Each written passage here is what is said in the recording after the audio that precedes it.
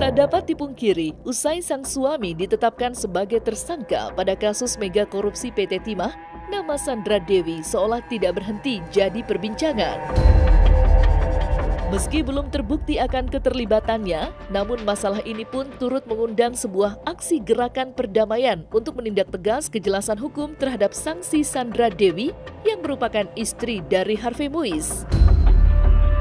Namun, aksi yang awalnya dijadwalkan pada hari Selasa kemarin terancam batal dan akan diselenggarakan pada hari ini di depan Gedung Kejaksaan Agung.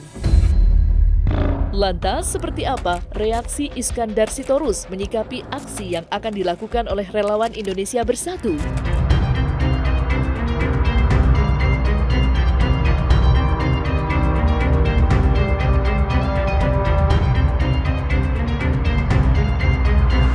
Ya, kebetulan tadi kami juga sedang berkunjung ke Kejaksaan Agung untuk hal yang berbeda. Kami bangga juga ketika ada gerakan damai, flyernya juga saya terima bahwa mereka unjuk rasa mendesak Kejaksaan Agung jangan ragu-ragu untuk mentersangkakan Sandra Dewi terkait PPBU. Dari flyer yang sudah beredar itu adalah jalan yang terbaik yang dilakukan oleh publik untuk memberi desakan kepada Kejaksaan Agung. Intinya, siapa yang terlibat dalam kasus ini bukan hanya sebatas Sandra Dewi, termasuk RBS sampai ke Jenderal Inisial B harus diperiksa. Baru adil. Kalau hanya sebatas Sandra Dewi sepertinya tidak adil. Ditersangkakan sangat pantas, tetapi menjadi tidak pantas kalau hanya sampai Sandra Dewi semata. Harus sampai ke Jenderal Inisial B itu. Tentu tidak lah, kan dia hanya pengguna atau follow the money-nya di KPPU ya, bukan ikut melakukan atau kerja-kerja korupsinya. Kami menanggapi kalau ada selebriti menggunakan uang korupsi yang banyak, lalu terkonsolidasi dan tercemar sampai ke keluarga yang lain, kalau saya mah nggak mau lagi disebut sebagai selebriti. Kalau saya. Kami assessment ya, ini kan pola penanganan kasus untuk dilimpahkan ke pengadilan. Metodenya sangat baik, artinya dibuat parsial, dibuat bertingkat. Dari mulai mungkin yang terlemah, sampai nanti kasus yang menjadi yang terkuat. Prediksi kami ini akan membuahkan hasil yang maksimal, karena Kejaksaan Agung sudah siap dengan materi-materinya. Kami yakin bahwa Kejaksaan Agung akan dalam tanda kutip, harus mengikuti kemauan publik untuk menjadi terbuka. Kalau tidak, mereka dalam keadaan yang tidak baik-baik saja, sebab oknum Densus saja udah ngikutin mereka kan. Bagaimana dengan netizen yang secara terbuka ngikutin mereka? Jadi Kejaksaan Agung harus makin hati-hati dan dalam hal ini jangan main api. Karena mungkin mereka terdesak oleh oknum Densus, oleh orang-orang berpangkat, bintang-bintang dan lainnya.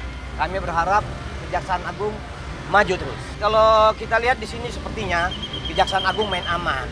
Mereka ingin menjadikan bukti-bukti atau fakta persidangan menjadi dasar untuk menjerat orang-orang yang terlibat dalam hal ini. Jadi kebiasaan di Kejaksaan Agung, ya fakta-fakta di persidangan yang akan mereka gunakan nanti untuk menjerat tersangka berikutnya. Itu metode atau teknik bagus juga, daripada mereka kejebak untuk langsung mentersangkakan. Tentu akan ada nama-nama baru. Kita akan lihat apalagi nanti kalau ada fakta-fakta persidangan. Kami yakin majelis hakim akan mendapat masukan bahwa desakan publik itu sangat besar. Memang ini bisa menjadi jebakan Batman, ini dalam tanda kutip pada Kejaksaan Agung, ketika angka kerugiannya sampai 300 triliun. Pertanyaannya, mampu nggak Kejaksaan Agung mengembalikan 10% saja? Kami yakin kalau mereka tidak cerdas, mereka tidak mampu.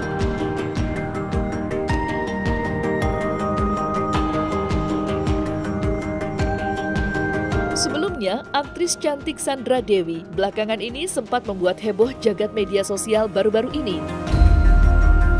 Bagaimana tidak, secara mengejutkan media sosial tiba-tiba saja dibanjiri sebuah kabar yang menyebut ibu dua anak itu telah menyusul sang suami dan dijadikan tersangka pada kasus mega korupsi tata niaga komoditas timah.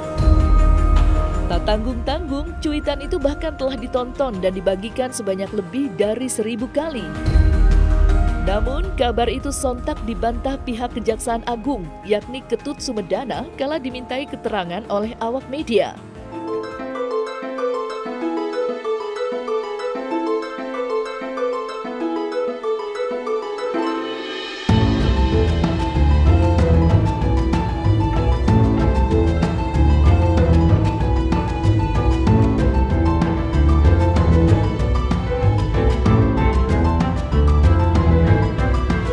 Kalau yang sudah dipublikasi sekarang, tidak mungkin ada asap kalau tidak ada api.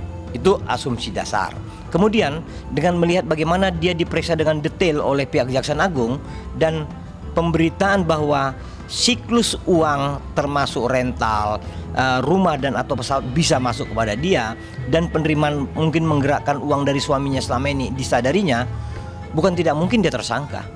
Bukan tidak mungkin. Jadi kalaupun asumsi publik bahwa dia bisa menjadi tersangka, peluangnya sangat besar. Kami lihat peluangnya sangat besar. Malah cenderung sangat rumit dia untuk lepas dari persoalan ini. Ya, rental rumahnya di Australia kan ternyata dirental kan. Dikelola oleh Sandra. Nah kalau itu umpamanya dibuktikan, rumah itu dibeli berapa? 200-an miliar. Emang uang dia ada? Masa pembelian di masa mana? Masa kasus ini? Kan itu volume money-nya. Emang ada jatuh dari langit ke rumah dia? Kan nggak mungkin. Nah jadi ini yang kita coba lihat. Atau kalau umpamanya mungkin ada satu hal yang mungkin kita tidak pikirkan bersama adalah bisa jadi Harvey Muiz tidak kuat lalu mengaku yang sejujurnya, atau saksi lain atau tersangka lain. Kami melihat peluang ada kecenderungan tersangka itu akan mengaku bahwa yang menimpa mereka bukan yang sesungguhnya. Bisa jadi kasus PT RBT ini akan dibuka oleh Harvey Muiz. Harvey Muiz semoga berkata jujur. Dalam perkembangan penanganan perkara timah ini, sebagaimana kita ketahui, tim penyidik telah melakukan pemblokiran sebanyak 66 rekening yang semuanya sedang kita telusuri apakah rekening-rekening tersebut ada kaitannya atau ada terindikasi untuk melakukan kejahatan, dan ini semua sedang kita telusuri semua.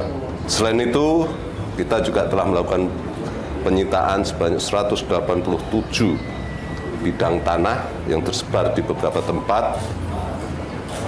55 sebagaimana kita ketahui, 55 alat berat dan 16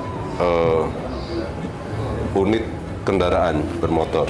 Kami minta agar penyebutan Harvey Muiz di dalam atau terkoneksi atau representasi dari PT RBT sebaiknya tidak dikedepankan lagi. Yang kami tahu tambahan terhadap Harvey Muiz adalah ini orang yang membiayai lebih banyak mendanai operasional di lapangan, seperti membiayai tentang kapal sedot dan lain-lain, alat berat dan lain-lain. Jadi kalau menurut hemat kami, mumpung Kejaksaan sudah mentersangkakan, mumpung Kejaksaan sedang memproses kasus ini, kami pikir jangan lagi tanggung, supaya apa desakan masyarakat yang sudah memberi dukungan kepada Kejaksaan Agung, termasuk ada warning dari masyarakat anti korupsi Indonesia, itu bagus. Itu warning itu bagus supaya Kejaksaan itu tidak meleng.